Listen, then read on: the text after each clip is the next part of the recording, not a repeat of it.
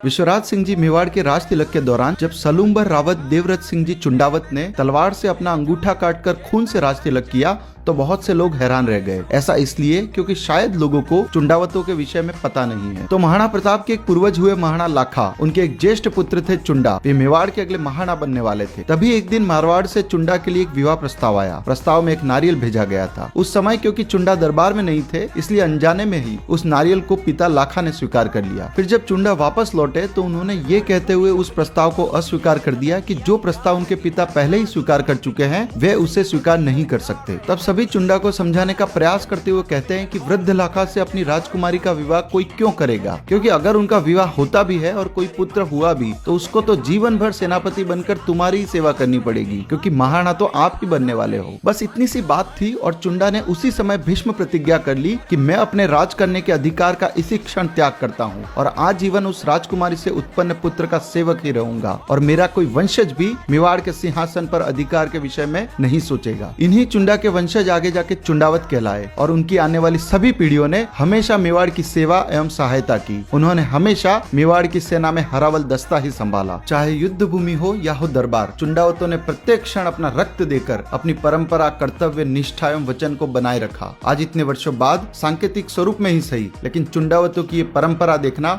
अविस्मरणीय है।